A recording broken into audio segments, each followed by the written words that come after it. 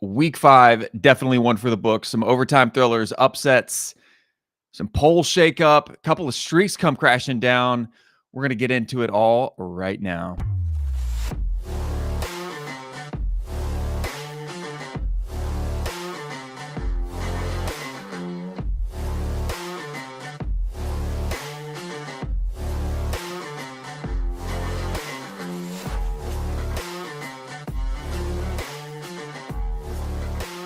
It's great to be in the SEC. You're listening to the SEC Recap Podcast. I'm your host, Ben Warren. Alabama snaps Georgia's home win streak. Ole Miss proving that they are a legit contender, and a wild finish for the Vols down in Starkville. SEC gave us everything this weekend, man. We knew it was going to be a loaded slate, and Week 5 absolutely delivered. And you know how we're going to do it here on this episode. We're counting down all 16 SEC teams in our power rankings format. Going to recap the highs, the lows, kind of what it all means moving forward. So grab those headphones, grab your cup of coffee. It is early Monday morning. Settle in. Let's talk some SEC football. And don't forget, if you like what you hear and you like what we're doing, just hit the like button, subscribe, and ring that notification bell so you never miss a recap or a preview. Now, the model was very, very good this week. It hit on a lot of things. It also missed some stuff. We're going to talk about all of that as we go, as we usually do. And since we're covering 16 teams, let's go ahead and get started. Because these always tend to go a little bit longer. We're just going to start right at the bottom of the order here with, hang on. These should be flipped. Apologies. No, that is correct. I had to think about it for a second. This is great podcasting. Hold on. Give me just a second, y'all. We're going to reset this here.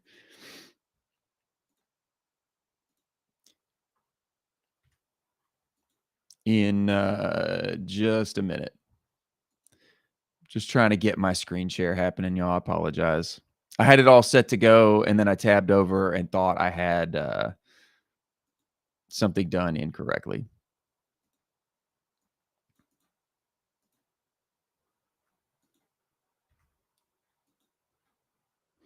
Oh, my goodness, y'all. I apologize. Trying to get this started up here. Bear with me. This is not the best start I've ever had here. All right.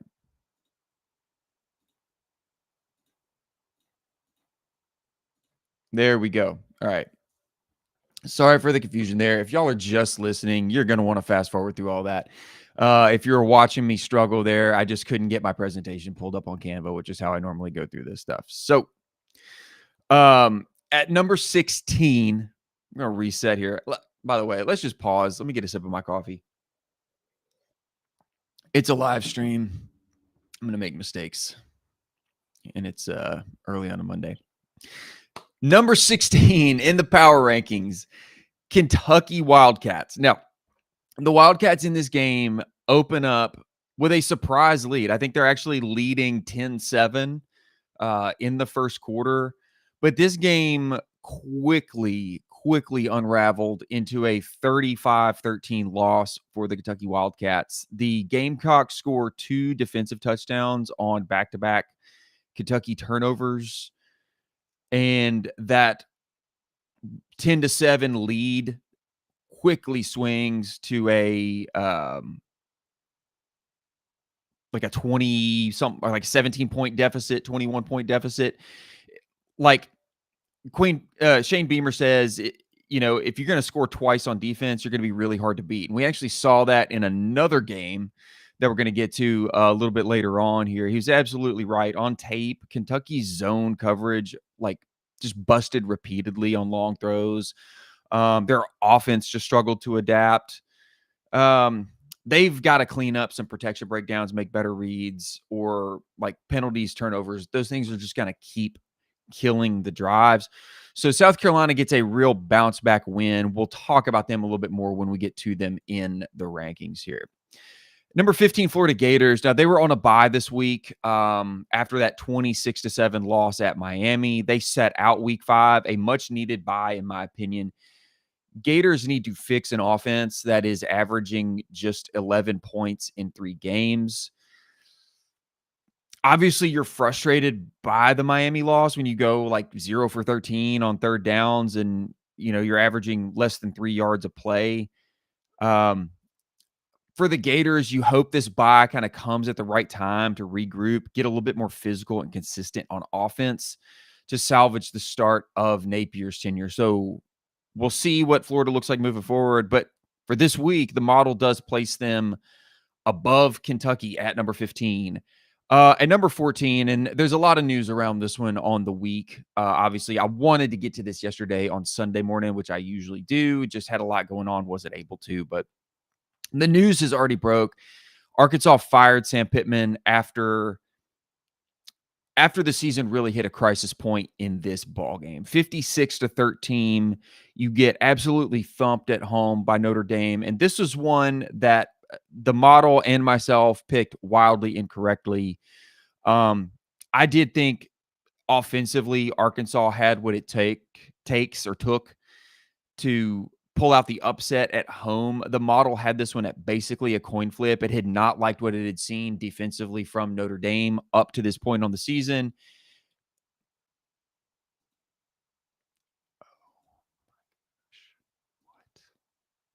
Oh my gosh. Did my camera just give out? What in the world, y'all?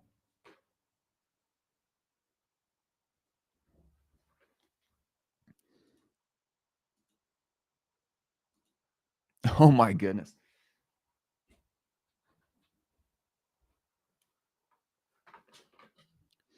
All right. Well, if y'all can still hear me, we're gonna keep rolling. We just won't have my mug on camera. I don't know what in the world just happened there.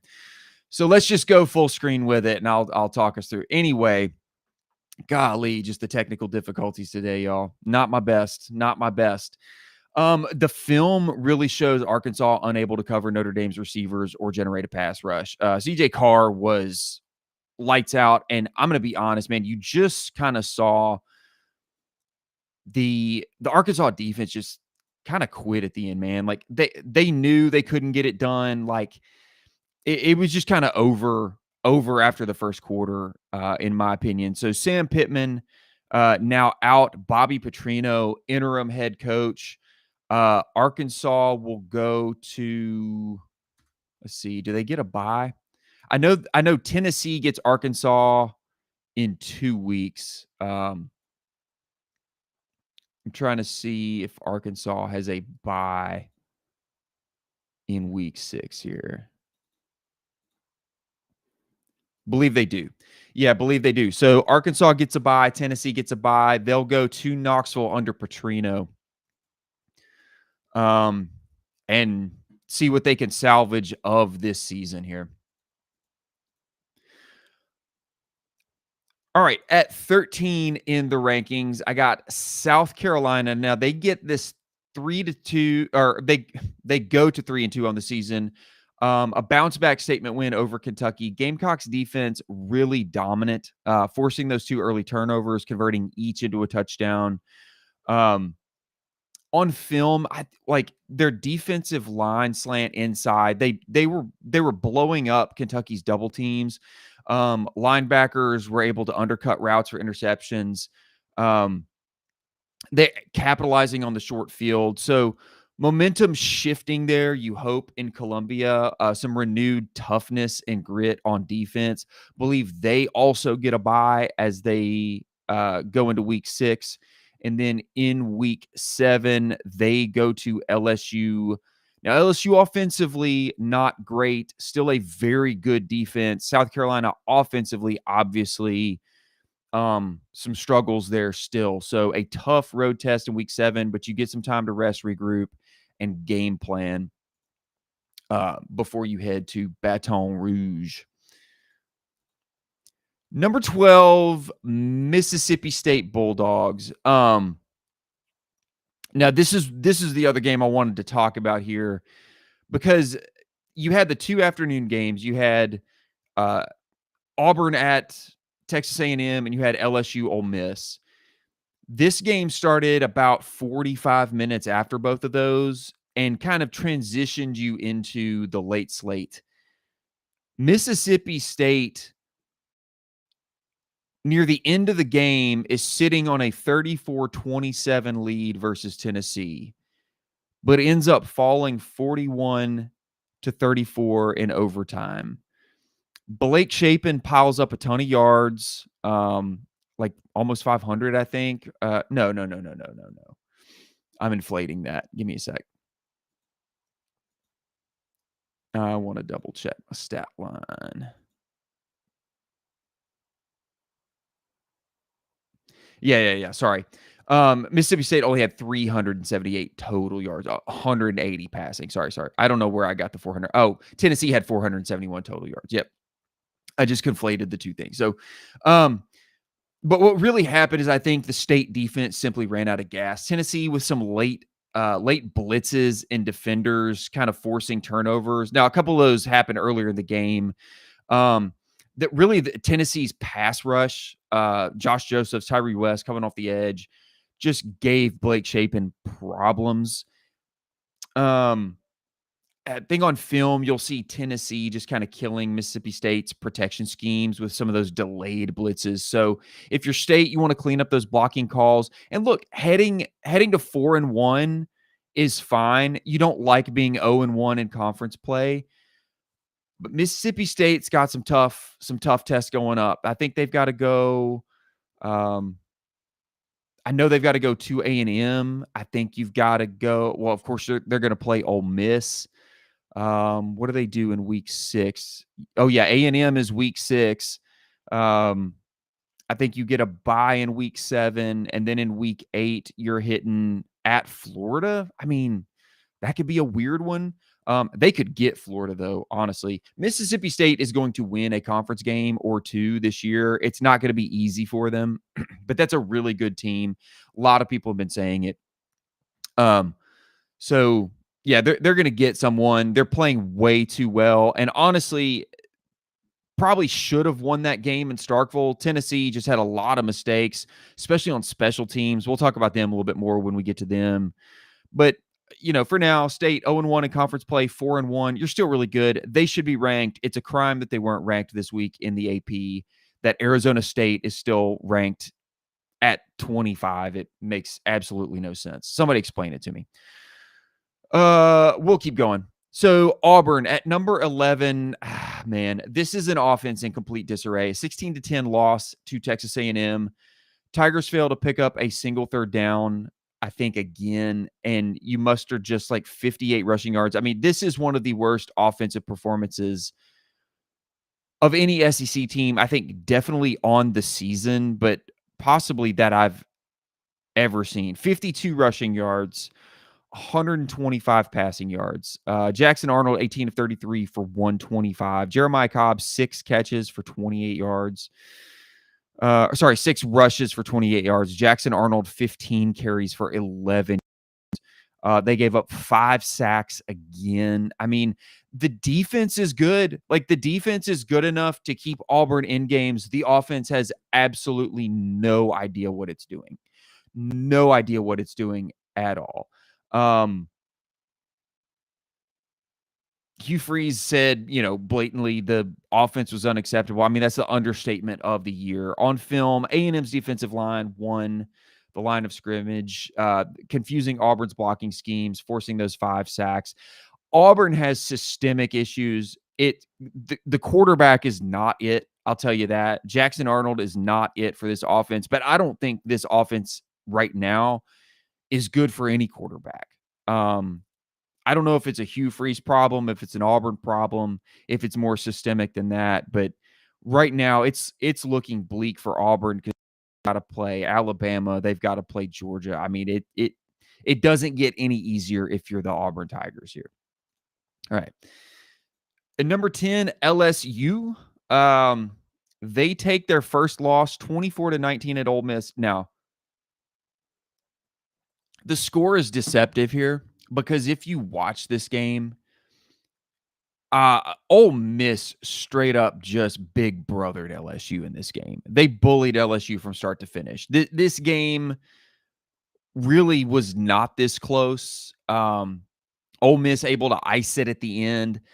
The Tigers 254 total yards, I believe, against the Rebels. Just couldn't establish a running game once again. I mean, that continues to be kind of the story with LSU. Just like the lack of offense. Really good defense. Defense still playing really, really solid. 256 total yards for the LSU offense, but Ole Miss doing Ole Miss things puts up 484 total yards, 314 of those through the air, 170 on the ground. I mean, the lack of a rushing game just really kills LSU's ability to sustain drives and convert their downs. That is a consistent theme you'll see with a lot of teams that fall into that category. I think the story of the day is Trinidad Chambliss, who, I mean, is now definitively the starter, right? But Ole Miss ran a lot of compact zone coverages that stopped any kind of breakaway plays from LSU. LSU's own play calling just felt inept, felt flaccid. Um, they've got to figure out some better blocking schemes. Obviously, Garrett Nussmeier, something's going on with him. Don't know if it's injury or whatever. He's not talking about it. Nobody's talking about it. But he is clearly not playing anywhere near, I'm going to say 60% or 70%. There's talent there for LSU.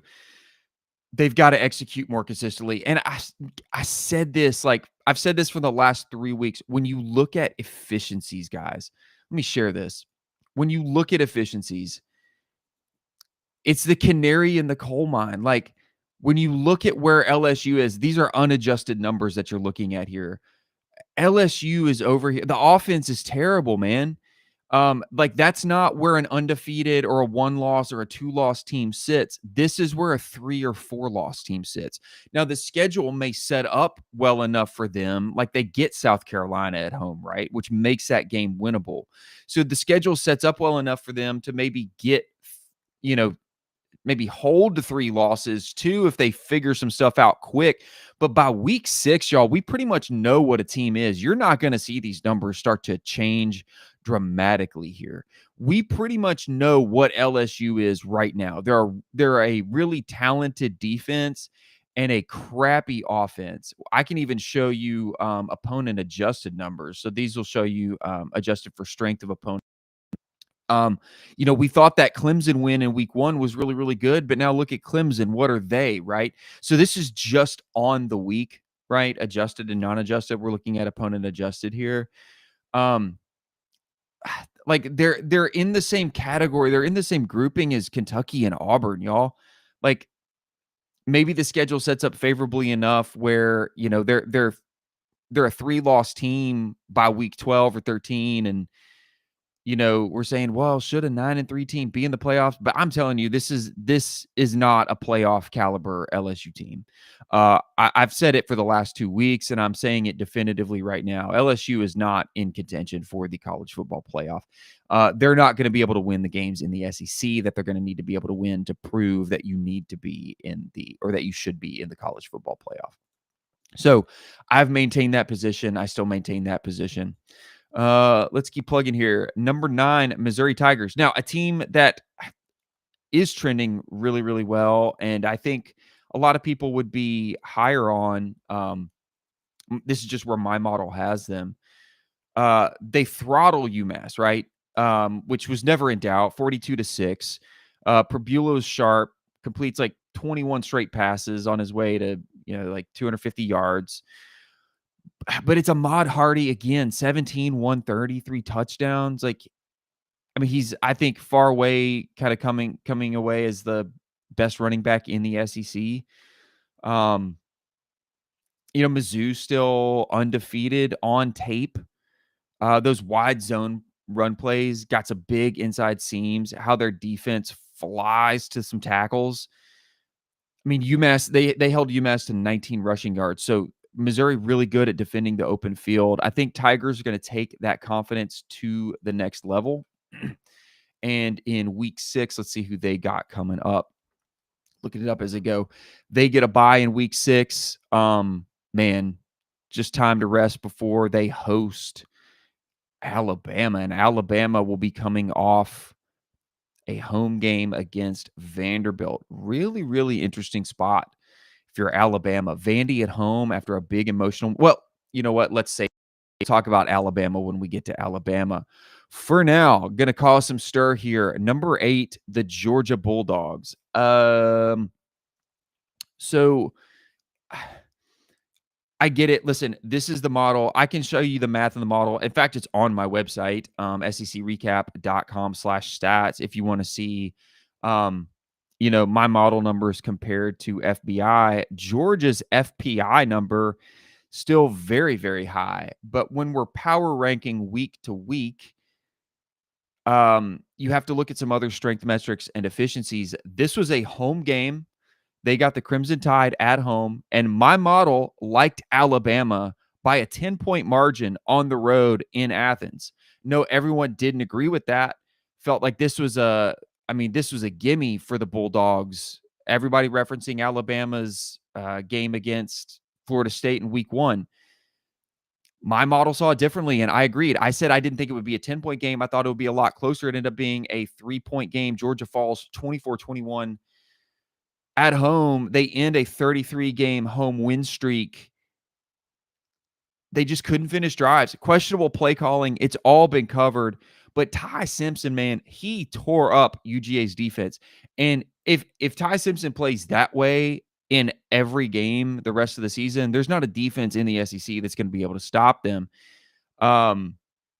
Big win for Kalen DeBoer. Big right direction for Bama, who I said after that week 1 overreaction to the Florida State loss that Alabama was going to end up inside the top, not just in my power rankings, but probably in the AP. Not that matters when we get to the college football playoff, but I knew that they were going to turn it around. There's too much talent on that team for that not to happen.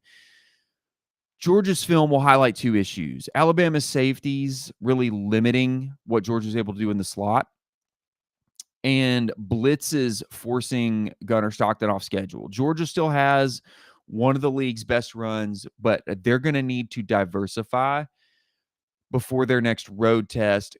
The good thing for them is they get Kentucky at home, that is going to be an absolute bloodbath. I think the spread has already opened for that game at 20.5. Give me Georgia in the over in that game. I'll take it right now. I don't care if that over gets to 24. I think you hammer it. I think Georgia is gonna make a statement when Kentucky comes to town. At number 7, Vanderbilt Commodores. Now, this is one of the biggest jumps that continues to happen. Vandy is 5-0 on the season for the first time since 2008. The Commodores put up 55 points at home versus Utah State. Now, they allowed 35. I think it's important to mention that Vandy has been running the score up on teams, okay? But they have allowed some points, and this was a respectable, I said Utah State, this would be a respectable game. This was like a 20.5-point spread. They don't cover if you got the hook.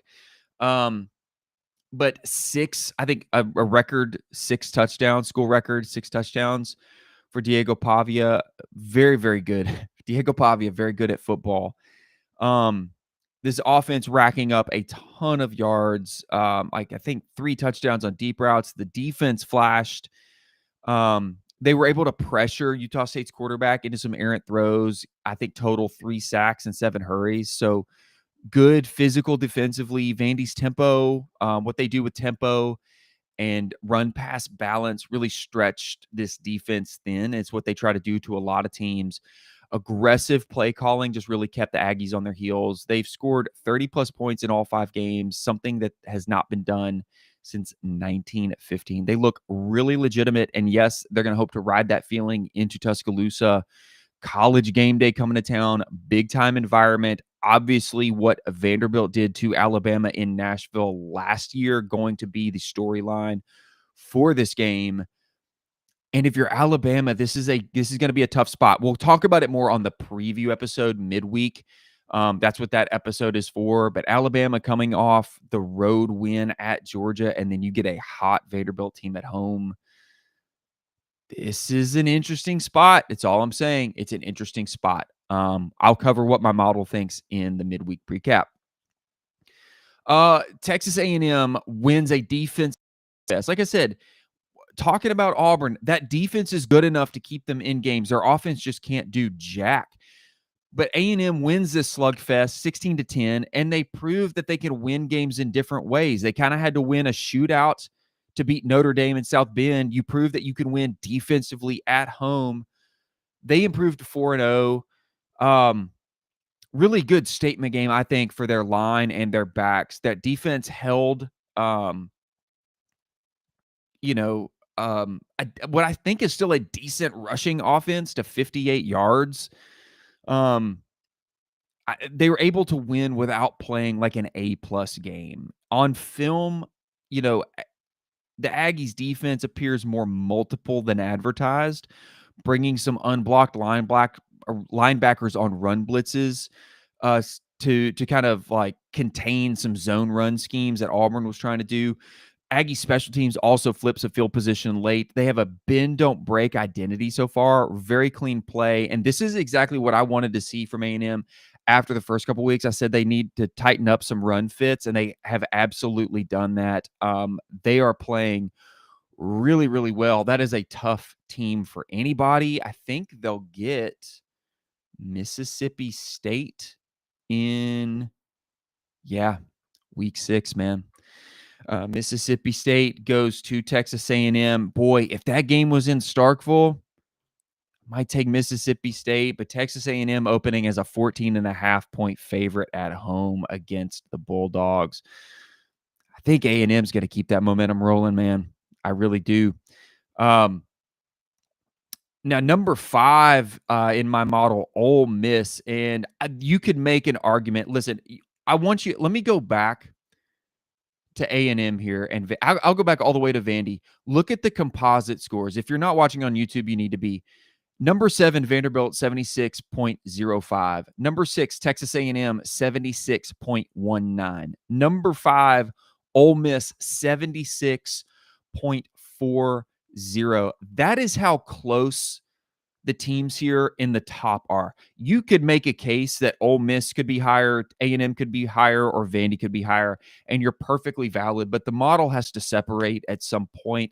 I just want to show you how close these scores actually are, and you can go to secrecap.com/stats. I show you my model composite versus the FPI. So really, we're not talking about true separation rankings here, 7, 6, 5, 4. We're really talking about a tier. Like we have kind of like an upper third, a middle third, and a bottom third. That's where the big separation is right now. So Ole Miss at number 5 in my rankings, I would understand any argument to have them ranked higher.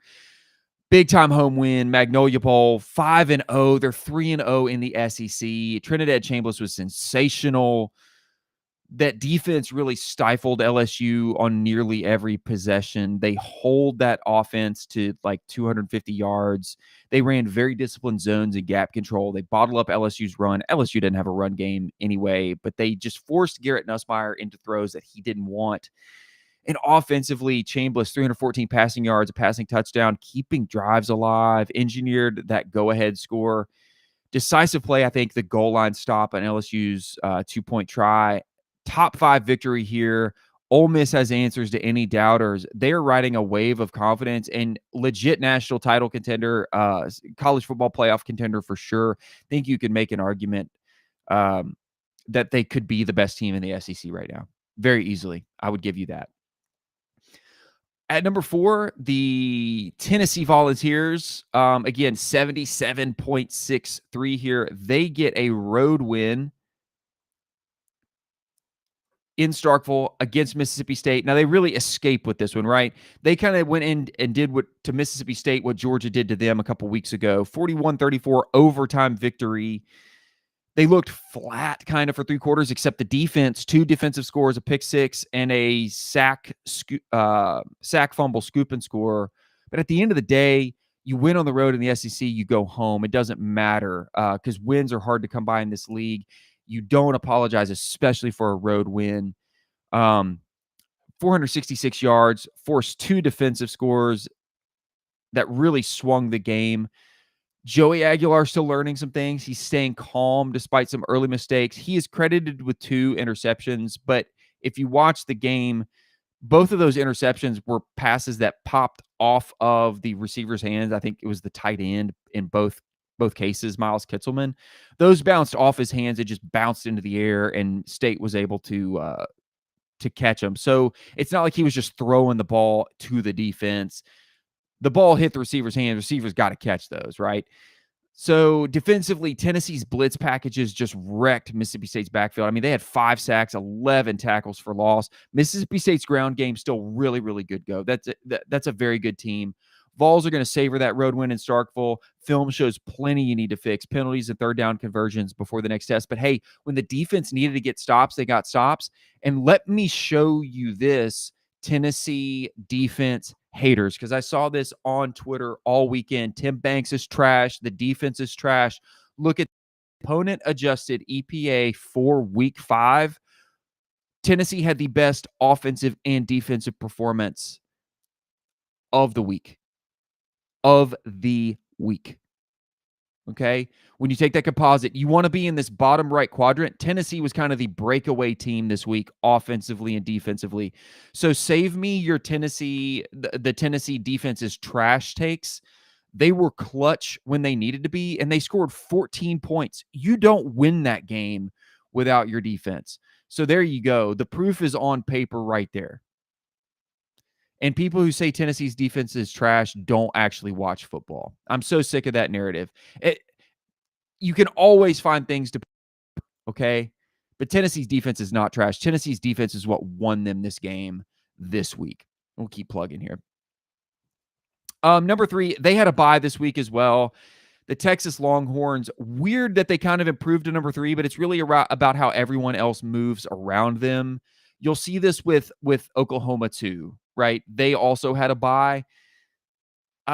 So it's weird when that happens, but it's going to shake out in the end, obviously, as every team goes through these bye weeks. Some teams that don't play, they can't get dinged. So every other team kind of shuffles around them.